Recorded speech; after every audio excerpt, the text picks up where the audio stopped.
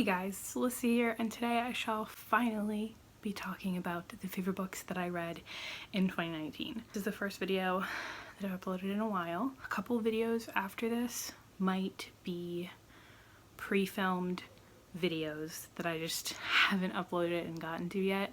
They were filmed way before I broke my wrist. Also, I'm wearing this like compression sock thing. It's not a cast or anything. But yeah, I don't know when I last uploaded, if I was still in a brace or not, but little health update. I am not in a brace anymore. I started physical therapy this week, and yeah, it's going. Making strides. I can now hold my hand upright, and I can even bend it backwards ever so slightly. I can move the tip of my finger again. We're making moves. I just wanted to say thank you for everybody who was so kind on my video and like was just so nice to me, and you all were lovely, and I loved all your comments and loved all your good vibes and well wishes, and thank you. I appreciate it so much. I am slowly but surely getting somewhere, and hopefully one day I can use my hand again. Today we're going to talk about some of my favorite books of 2019. Is this every 5-star book I read in 2019? No. Is it necessarily every favorite book I read in 2019? No, because that list would be way too long. I read like 136 books in 2019, so to list all of the books that I really loved would be way too long of a list. Broke it down instead in categories, so like genres, age group, whatever. All that rambling aside, let's just jump right into it. The first category is graphic novels, and if you know anything about me, I had to make a category on this because I read so many graphic novels.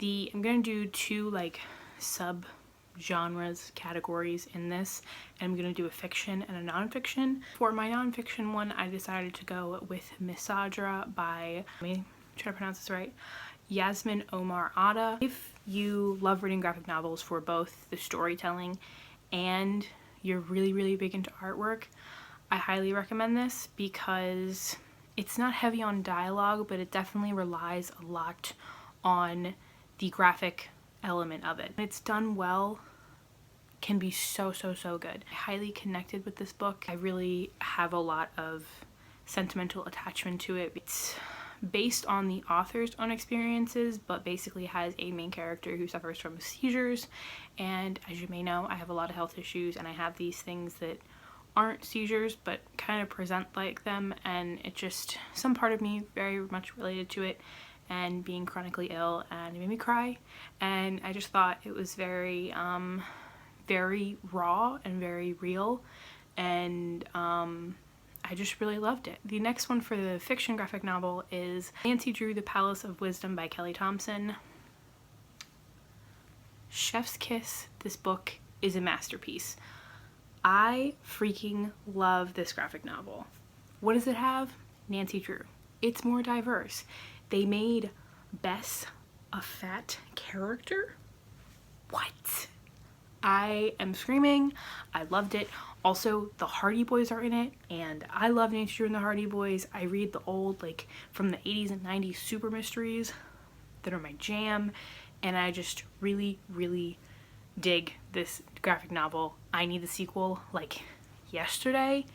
It was so good. Had the cliffhanger. I really hope there's gonna be a sequel. If there's not, I'm literally gonna be so mad and, like, boycott because I need more. Artwork is also really cute, and I just got like a lot of like Lumberjanes vibes. It's not like as young as that. Well, I guess it is. It's kind of like the same age range, but it just felt so like wholesome, but like in a good way, and still entertaining.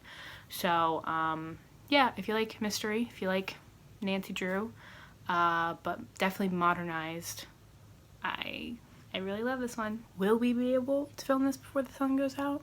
The world may never know. I'm not gonna go into like excessive detail on these because like I'm never gonna be one of those people where I give you the full description of a book. That isn't what my channel is about. So like I'm telling you a brief synopsis of it, and if you have similar reading taste to me or in certain genres or categories of these books were similar, go off. For nonfiction, I read basically every nonfiction book this year I absolutely loved. not this year, last year, I absolutely loved. They were phenomenal, which is The Royal Art of Poison by Eleanor Herman. This was the first nonfiction book that wasn't like a biography or an autobiography, and it was so much fun. And it's basically all about literally the art of poison, and it kind of has like two segments. First, it goes into like the history of different ways that people used to ingest poison through multiple different ways, whether it be from clothing or cosmetics or food. It kind of goes into a history on that, and then it goes into like historical figures that they believed to have been poisoned, but they kind of give a breakdown on what might actually have happened. It was very interesting. Definitely not for the faint of heart. It definitely has a lot of gross things in it, but somehow I just still found it so entertaining. I don't know how, but I just thought this book was so fun. I feel like it's very, very easy nonfiction book. I feel like nonfiction is one of the most terrifying, most intimidating genres to get into. So I am recommending this for an easy nonfiction book. The next one I own. The next one is a YA fantasy. I had to throw some YA in here, even though I didn't read a lot of YA in 2019. Hoping to fix that in 2020. And that is Bitter Blue by Kristen Kishore. This book, do you see how many tabs? Do you see how many tabs? I absolutely freaking love this book. 5 out of 5 stars. One of my favorite fantasy YA trilogies. I loved this book. I thought it brought everything together. If you don't know, it's part of the Graceling series, and it brings everything together so well. If you read Graceling and you started Fire but you were like, I highly recommend pushing through it because Bitter Blue makes it literally all worth it. It's so good.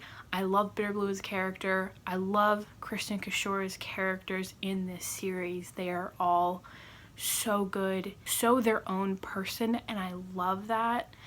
And I love how they end up figuring out themselves, and it's just beautiful. I love this series. I will definitely reread it in the future, and it just is all that in a bag of chips. And I feel like the plot, world building, characters are all a 10 out of 10. The next one is a YA sci-fi, and I think I read 2 or 3 YA sci-fis that I really enjoyed. The one that I'm going to put on this list because it's definitely not something I've read before in particular, and definitely not from an author I read often, and that is The End and Other Beginnings by Veronica Roth. Did I expect to be reading another Veronica Roth in my lifetime?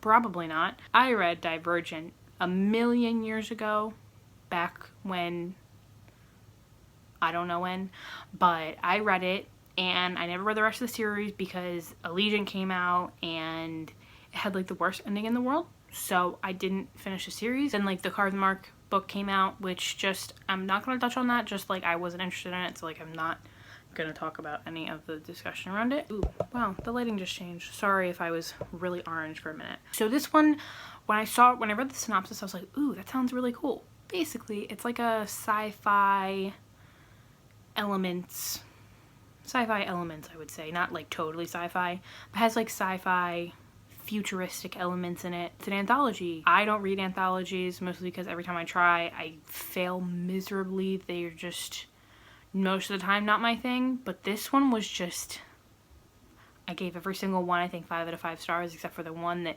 took place in the Cardmark universe that I just couldn't follow along with because, for obvious reasons. But I thought there was amazing discussion around mental health and medication, and it was just really good. I was vibing with it a lot. I was emotional for several of these, which I wasn't expecting. I thought the writing was fantastic, and I left each story feeling like, wow, that was a complete story. I didn't feel like I was wanting more. I didn't feel like I was confused. I didn't feel like it was hard to follow. I felt like each story was done impeccably well, and I've heard no one talk about it, so here's me hyping it up. Next book is just regular adult fiction, and that's because I don't really read a lot of it, but this book just really blew me away and was just definitely out of my comfort zone. And that is My Brilliant Friend by Elena Ferrante. Wow, that's really blown out. But I'm not going to hold it up because I can't hold anything up with my left hand, which would be my normal. That was really the start for me of reading and liking unlikable characters and being able to get through a whole book and thinking, did I even like a single person in this book? But still wanting to know their story and wanting to know what happens. That was kind of like the start of a trend for me throughout the whole year. Make a long synopsis short, it's basically about a town in Naples, Italy, and it's very rough and tumble, and there are a lot of dynamics going on, and definitely like some trigger warnings for probably like domestic abuse, parental abuse, however you want to say it. There's a lot of abuse within family units that is just very much part of the culture going on. Also, it's been forever since I've read Bitter Blue, but I think Bitter Blue had some trigger warnings for suicide, I think, and depression maybe. I think those are the only ones for that one, but I definitely included them in my wrap-up when I first read it, but I didn't write it down on the list because I forgot. Next two are thrillers. These two books I think about probably every week of my life. First one is My Lovely Wife by Samantha Downing. Again, another book where I realized, wow, I went this whole book without liking a single person, and yet I'm still entertained. Yeah, I think a lot of people didn't like it. As like the year went on, more people read it, they were like, it was just okay. I found it fascinating. It, I think, is a book to go into with very little detail, but basically it's about a man and a wife, and they decide that to spice up their marriage, they're gonna start killing people. And it's just something. I thought the writing and the way it made me feel and like kept me on the edge of my seat was just great. I like it because it didn't have a perfect ending. It didn't wrap up well. It didn't have you feeling like, wow, everybody got what they deserved. We're filming this at the end of the day, so if the lighting's all over the place, you're just gonna have to get over it because I need to finish this video. The next thriller book that I loved this year was If We Were Villains by Emma Rio. Another book where if you like unlikable characters and where you're really not vibing with anybody and everybody's just kind of okay, you're just not a great person, I can't recommend this enough. If you like pretentious characters, I can't recommend this enough. If you like Shakespeare, I can't recommend this enough. It's the first book, I think, that I've read of characters that are in my age range. It was an experience, to say the least. It made me feel a little bit like a grandma, but you know, whatever. I just changed the angle. See, this video is just a mess. The next one is Middle Grade, and for that I choose really the whole series, but if you wanted just me to pick one book, then I'm gonna pick The Search for Wondla by Toni Disraeli. Audiobook's phenomenal. I thought the narrator did absolutely wonderful. I thought the characters, world building, plot are all phenomenal. And it's so cool the way this series is done because it has these amazing illustrations throughout the entire book that I really think suit the story so well. I've never read a book with so many illustrations that I felt were so needed to really flesh out this world. I read all three in the trilogy. It wrapped up beautifully. It was an emotional series and so well fleshed out and well thought out and just had a great ending, and just, I can't recommend it enough.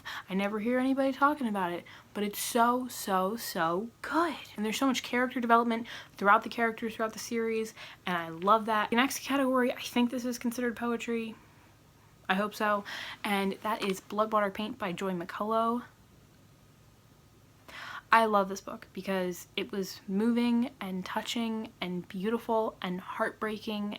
Huge content warning for rape. That's the entire plot of this book. I've never read anything like it. I've never read a book written in verse. I've only read like poetry like books and not like a book written in poetry, like in a novel form, with like characters and a plot and stuff. So this was just out of this world. Based on a real life artist called Artemisia, and I believe it was like in Rome, I think, that it happened.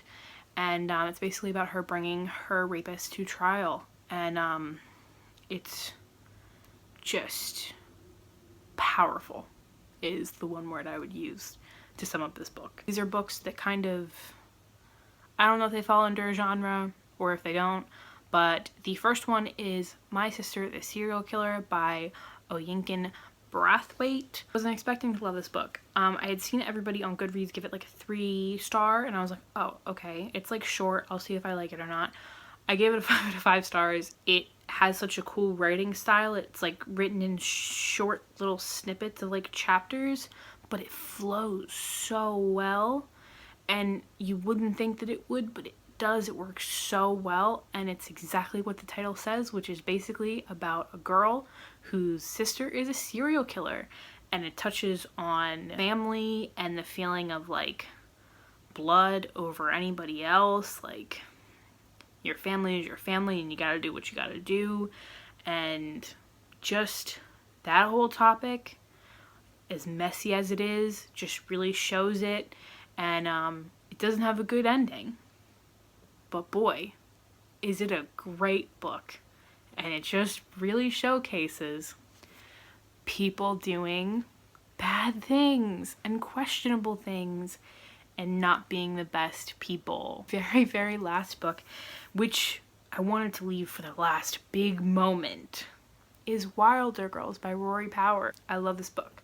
I love this book. I love this book. I loved this book. This book had me on the edge of my seat from the very beginning. This book read so much like a thriller, even though it's technically not. It's technically a horror book, but it read so much like a thriller. It was so thrilling, and it kept me so engaged from like the very beginning. It's about this boarding school, I guess it would be, on this island that gets something called the tox, which basically makes them ill and makes them deformed and grow weird things, and all of these terrible things are happening to them, and basically them trying to survive. And it is one of the most different books I've read, grossest books I've read. There were points where I'm not too squeamish of a person, but I was like, ugh. A lot of people are like, this ending is terrible, it's such an open ending, and I don't really get that criticism. To me, an open ending is like, we get no resolution, which isn't the case. Like, you get a whole ending of like things, of like the whole beginning of the plot. Like, you get an ending to it, so like I really don't understand the criticism. People can criticize, that's fine, that's like their business, but like I'm just saying I personally don't understand that, because like it had an ending, it just like didn't have it wrap up in a neat little bow of like, and so lived on to be blah blah. Like, it didn't end like that. If you're worried about the open ending, maybe read it for yourself. But again, a lot of people didn't like it, so I'm in the minority on that one. That was my last book. The sun is officially almost down, so I'm gonna go. I hope you guys enjoyed this video. Thank you again for all of the comments I got on my video about breaking my wrist, and all the comments I've got since then. I've been terrible at watching other people's videos and commenting. I'm hoping that once I get the groove with PT and I start feeling better, I'm hoping I can get back into it, but I'm just still in a lot of pain and just really tired from having to do physical therapy and at-home exercises. It's very, very time-consuming and just takes a lot of time. Let me know some of your favorite reads down below. Let me know if you also love some of these. If you didn't, I'd love to know down below, and I hope I shall see you in the next video. Bye!